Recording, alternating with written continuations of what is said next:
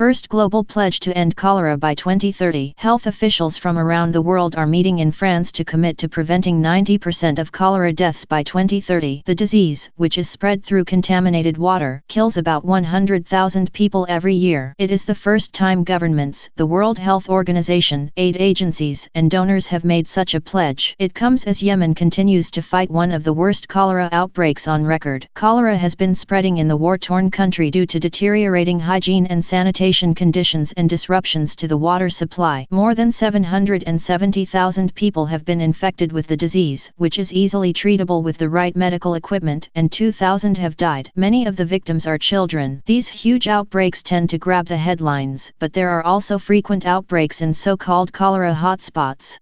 Cholera is an acute diarrheal infection caused by ingestion of food or water contaminated with the bacterium Vibrio cholera. It can spread quickly and widely in cramped, dirty conditions. The infection is cheap to treat with rehydration salts and easy to avoid altogether if people have access to clean water and decent toilet facilities. But about 2 billion people globally lack access to clean water and are potentially at risk of cholera, according to the World Health Organization. The UN Health Agency says weak health systems and outbreaks not being detected early enough also contribute to the rapid spread of outbreaks. Dr. Dominique Legros, who heads up the WHO's cholera program, told the BBC, "We can't keep seeing these huge outbreaks every year. We have the tools at hand to prevent them, so let's use them. If you provide water and sanitation, it's enough to stop the transmission of cholera. We've seen that today in countries like Senegal, where we have been able to stop transmission. Cholera is a disease of the poor, and building basic infrastructure for communities costs money." However, there is no expectation of any major pledges of cash at Tuesday's meeting. The charity WaterAid estimates it would cost $40, £30 per person to provide water, sanitation, and hygiene. Its chief executive, Tim Wainwright, says that is surprisingly affordable. Looking around the world, the map of cholera outbreaks is essentially the same as a map of poverty and marginalization. The fact that this preventable disease still sickens 2.9 million people every year and kills 95,000 people is a global badge of shame.